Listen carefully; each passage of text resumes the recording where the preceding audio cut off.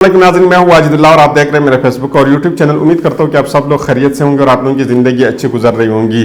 पाकिस्तान की सियासी सूरत हाल अक्सर तब्दील हो चुकी है और एक और जुमा जो वाकई जुमा साबित हुआ है, ये जुमा साबित हुआ है पाकिस्तान के अवाम के लिए, पाकिस्तान की जमहूरियत के लिए, पाकिस्तान के आइन के लिए, पाकिस्तान तहरीक इंसाफ के लिए, इमरान खान साहब के लिए और शाह महमूद कुरैशी साहब के लिए।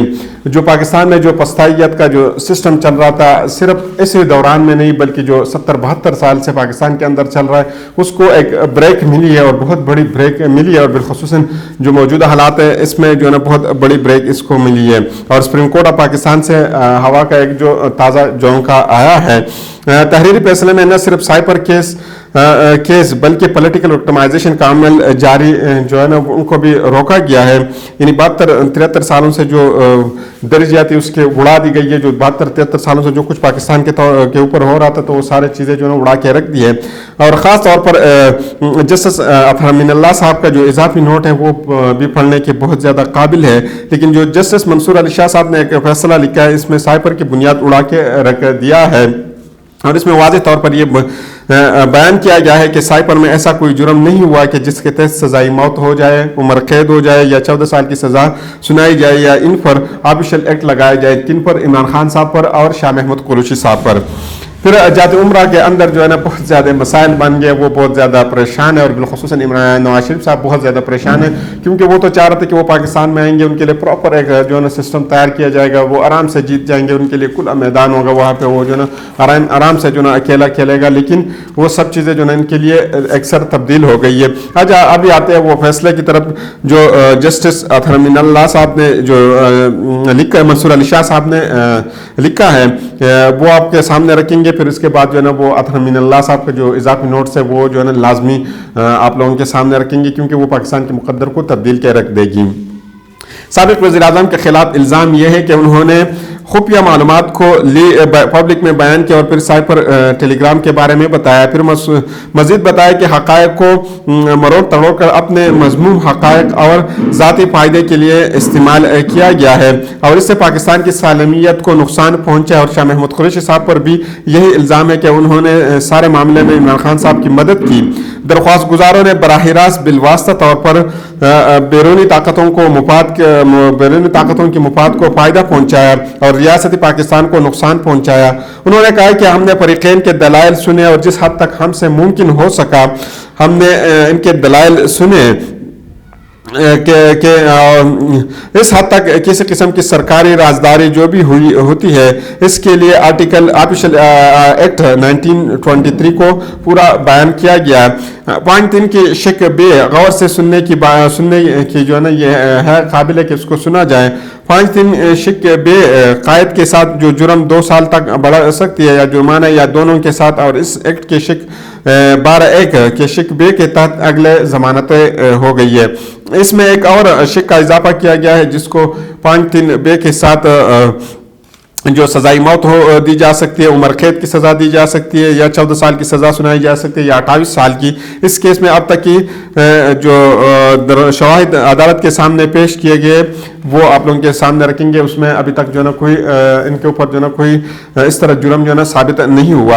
अभी तक जो शवाहिद अदालत के सामने पेश किए गए इसमें कोई जुर्म हुआ ही नहीं। ऐसे जुर्म में सेक्शन 454 में मौजूद है। उन्होंने इसी सेक्शन के अंदर यानी इस आर्टिकल के अंदर सेक्शन 454 में भी उन्होंने आगे बयान कर दिया। लिहाजा उन्होंने कहा कि मौजूदा केस में हमारे सामने सिर्फ एक ही सवाल यह है कि क्या इस मरहले पर क्या मानने के लिए कोई माकूल बुनियाद है कि दरख्वास्त गुजारों ने जुर्म किया है जिसकी दफा 5(3) शिक बे के तहत सजा दी जा सके, यानी सजाई मौत, उम्र कैद और 14 साल में। क्या ये जुर्म इमरान खान साहब और शाह महमूद कुरैशी साहब ने किया है जो हमारे सामने रिकॉर्ड पेश किया है? इसमें हमारे सामने कोई ऐसा जुर्म साबित नहीं हुआ है। उन्होंने मजीद कहा कि जुर्म में सजाई मौत सुनाए जाते हैं, इसमें दिफाई जिन जुर्म में जो है सजाई मौत सुनाई जाती है उसमें दिफाई हथियार है, बहरी, फौजी या फिजाई क़याम या स्टेशन या बारूदी सुरंग, यानी जो चीज़ें दिफा के साथ मुंसलिक है, अगर उनके हवाले से कोई चीज़ को फाश किया जाए, इसका राज फाश किया जाए या जो बाहर ताकतों को बताया जाए जिससे दिफा को नुकसान हो या मुल्क को नुकसान हो, तो उसमें यह सजाएं सुनाई जाती है। उन्होंने कहा कि मज़कूरा जुर्म में यह लागू नहीं होता। हम जमानत के कानून के इब्तिदाई उसूलों के एक से वाकिफ़ है کہ مذکورہ سوال کا جواب دینے کے لیے عدالت مقدمے کے ریکارڈ پر گہرائی سے مشق نہیں کر رہے، لیکن اس کا یقین کرنا ہے کہ ریکارڈ کی جان پڑتال کرنے کے بعد ہمیں معلوم ہوا ہے کہ اس مرحلے میں کوئی مناسب مجرمانہ مواد دستیاب نہیں ہے۔ یہ سپریم کورٹ کا فل بینچ کہہ رہا ہے، ذہن میں یہ رکھنے کہ یہ سپریم کورٹ کا فل بینچ یہ کہہ رہا ہے، جس سے یہ ظاہر ہو سکے کہ درخواست گزار عمران احمد خان نیازی کے واشنگٹن سے موصول ہونے والے ٹیلی گرام میں موجود معلومات کو بتایا۔ اس کیس کا دفاعی تنصیبات سے کوئی تعلق نہیں ہے، نہ انہوں نے کسی سرکاری ضابطے کا راز پاش کیا ہے، نہ انہوں نے 5.3 شکبے کا احتکار کیا ہے۔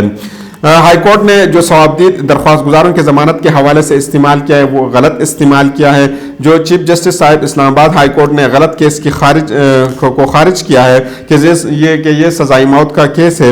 چیف جسٹس اسلام آباد ہائی کورٹ کے کیس کو ختم کر دیا گیا ہے اور چیف جسٹس عامر فاروق صاحب نے کہا ہے کہ 4 ہفتوں میں اس کیس کو نمٹایا جائے، اس کو بھی کالعدم قرار دیا گیا ہے، کیونکہ انہوں نے کہا کہ یہ تو عام کیس میں بھی ہم 4 ہفتے نہیں دیتے اور یہ جو بہت زیادہ اسپیشل کیس ہے، یعنی اسلام آباد ہائی کورٹ کا فیصلہ ہوا میں اڑا دیا گیا ہے۔ جسٹس اطہر امین اللہ صاحب نے جو اس معاملے پر ایک اضافی نوٹ لکھا ہے وہ آپ کے سامنے رکھوں گا۔ یہ نوٹس آپ لوگوں نے لازمی یہاں پہ سننا ہے یا آپ نے خود جا کے وہاں پہ پڑھنا ہے، کیونکہ یہ آپ کا بھی تقدیر تبدیل کر دے گا، آپ کے بچوں کا بھی اور پاکستان کا بھی۔ جسٹس اطہر امین اللہ صاحب کہتے ہیں کہ آزاد اور خود مختار پاکستان کے آغاز سے ہی ریاست اور جمہوریت کو شدید نقصان پہنچا ہے۔ غیر جمہوری اشرافیہ نے پہلے بار اس وقت حملہ کر دیا تھا کہ قومی اسمبلی کو تحلیل کر لیا تھا اور بعد میں نظریہ ضرورت کو پیش کرتے ہوئے وفاقی عدالت نے غیر آئینی ہونے کو قانونی حیثیت دی تھی۔